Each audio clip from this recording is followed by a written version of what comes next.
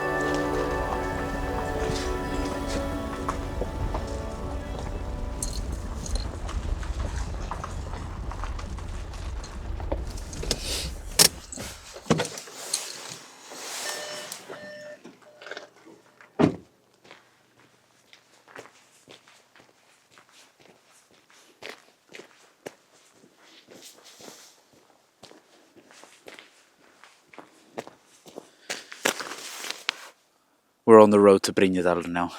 This leads straight forward off the main road, which is kind of a good thing. I think the condition of the road should be fine. Been on it like so many times. Yeah, let's go.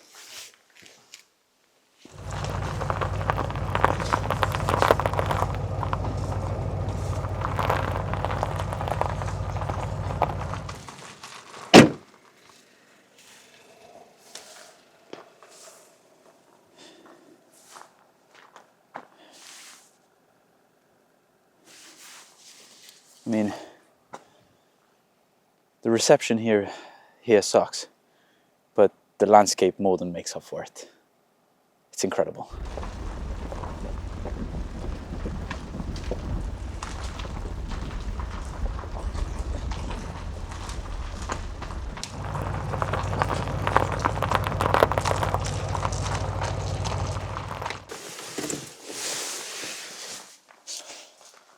Alrighty, we've arrived. Yeah, welcome to Brynjudalur. It's a really, really nice spot. As you can see, it's all pretty forested. Well, I'm going to turn the camera around and maybe walk around this area here so you get to check it out a little bit more.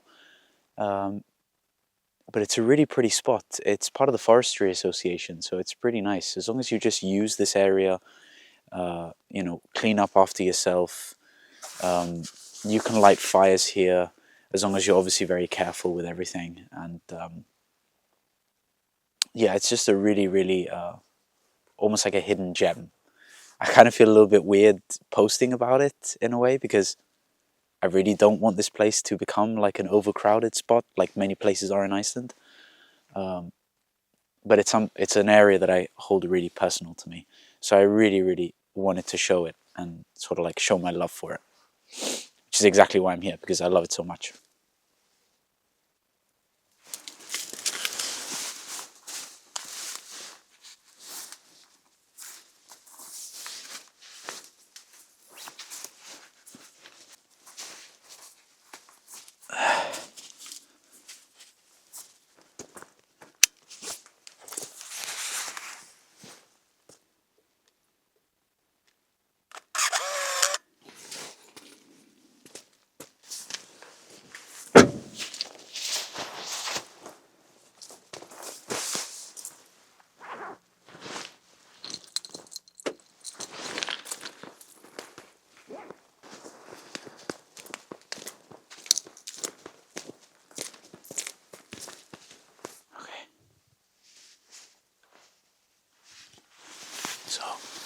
I don't know if this is in focus, but I mean, this is going to be really hard to see with a wide angle lens, but I finally found a rock ptarmigan that's perfectly white, and I mean perfectly white. I thought they would have started to go maybe just a little bit brown. I think I mentioned in a previous video that rock ptarmigans, they tend to go brown in the summer period and then white in the winter because they blend really well with the environment. So it's very hard for predator birds to catch them and spot them. However, there isn't much snow in this area at the moment, and there's one right in front of me, and the reason why I can't show you is because I'm recording on a wide angle lens. You wouldn't be able to see it. But I think what I'm going to do, luckily I got my telephoto lens in the bag. I don't want to spook the bird. I'm going to try make my way around this curve. This small little area just curves here to the right. I'm going to try and make my way around, not scale, and try to take a couple of pictures. So I'm going to drop the camera down for a little bit. I won't record. And see if I can get some good shots. I also have to be very quiet. Like, very quiet.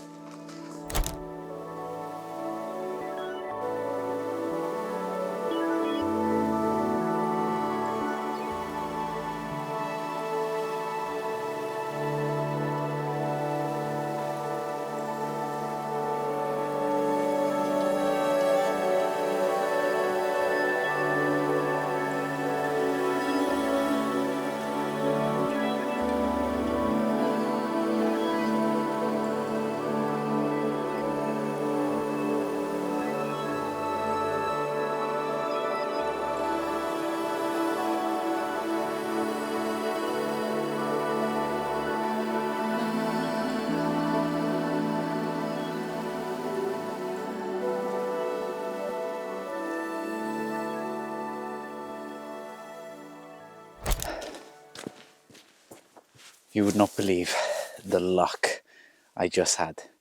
I think I've been wanting to take a picture of a rock ptarmigan like that, in that kind of situation, for probably the better of a year and a half. And I finally got it. And it was so random. It was just so out of nowhere. I mean, it was basically, the bird was perched on like a rock. And I saw that the bird saw me, and usually rock ptarmigans are incredibly skittish. So as soon as they see a human, they'll just fly straight away. Sometimes they're also in pairs, male and female, and the male will usually start to be on the lookout while the female is grazing, which is exactly what happened last time, at which point they both scattered.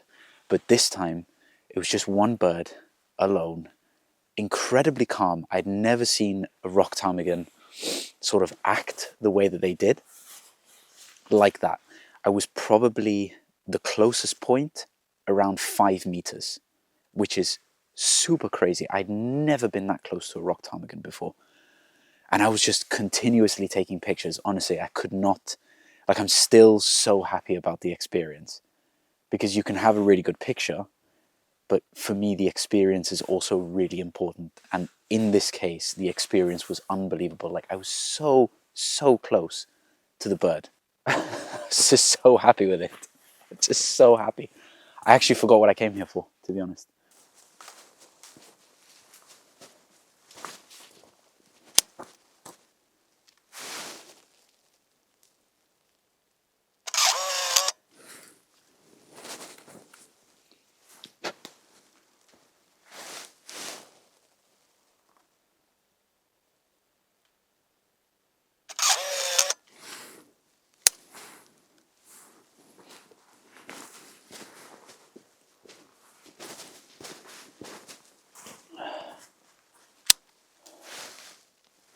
This area is really pretty.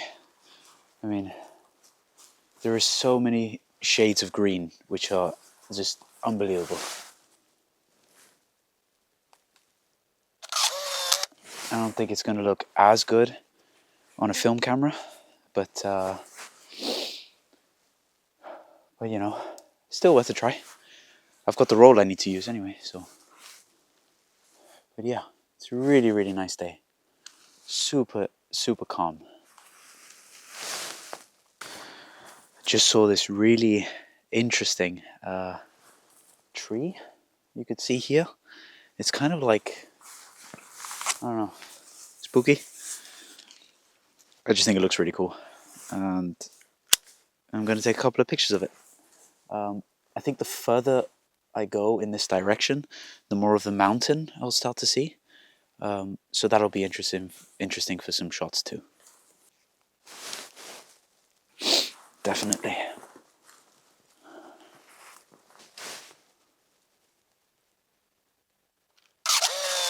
I don't think the sun is helping too much on this side.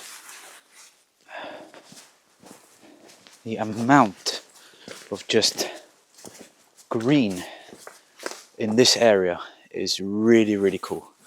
And it's a very nice blue sky, and I think the contrast is pretty sweet. So this is definitely a shot I want to take.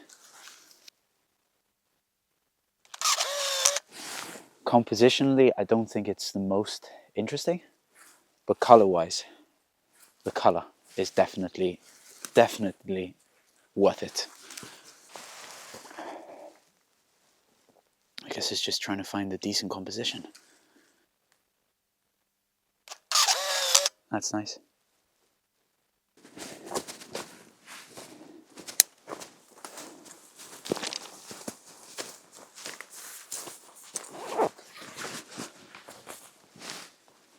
Well, this is a good composition. Mountain in the background, super white, contrast with all the green here. This is what I'm looking for. I actually think I need to stand back. Yep. This is a nice spot.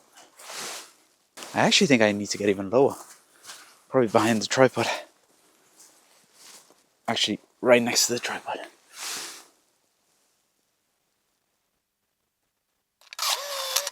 Super.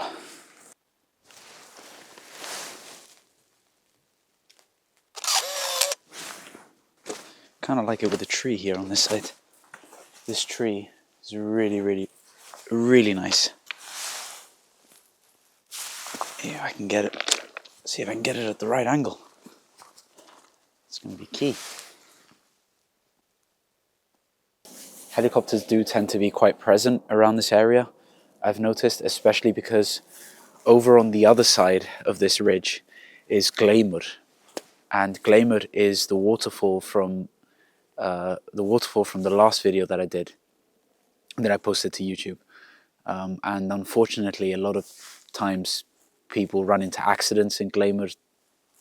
Not occasionally, but there have been incidences where people have sort of slipped and fell, and yeah, pretty much, you know, the worst of the worst, but situations. But so yeah, it's kind of common to see and hear helicopters once in a while around this area, especially because in the winter period, the ground can be iced over in parts.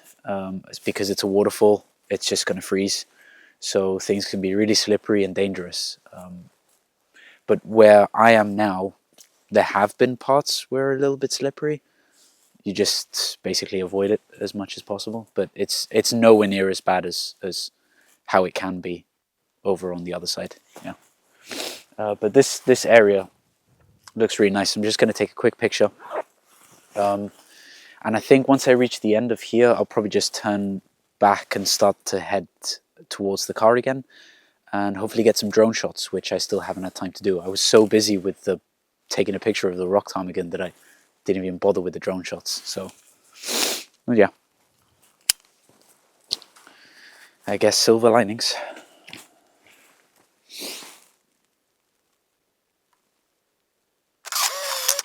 There we go. Take one more for the road.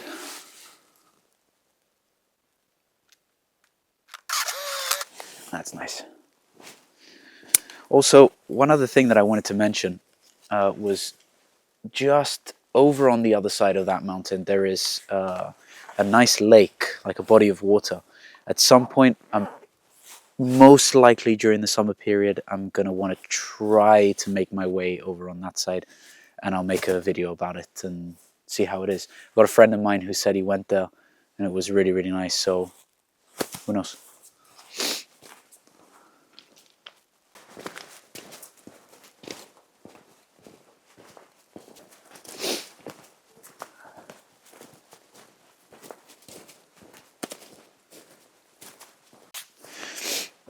So you can see that I've basically reached the end now of the path.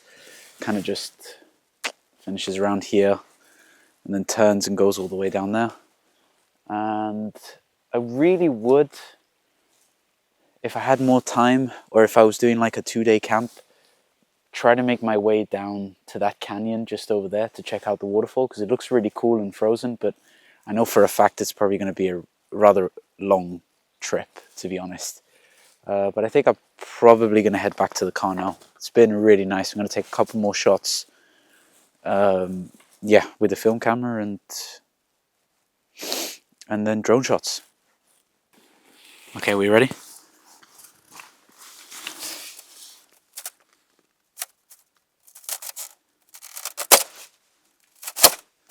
That's how thin the ice can really be.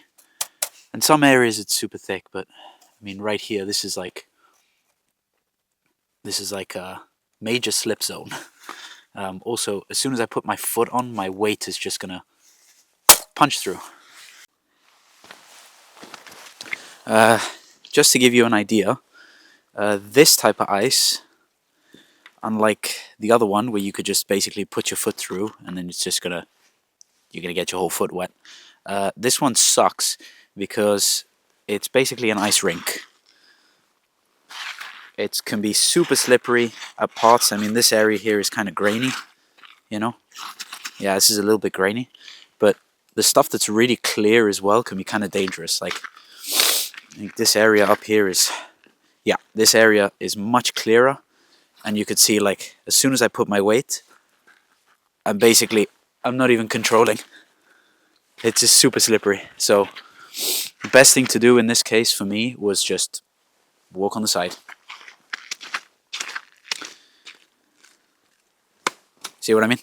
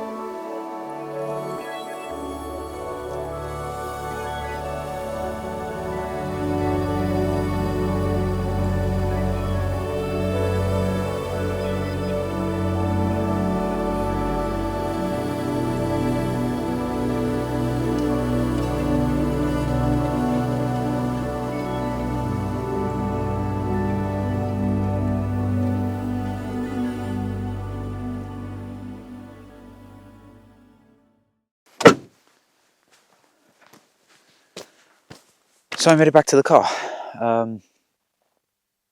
You've already seen the drone shots, which hopefully you've all enjoyed.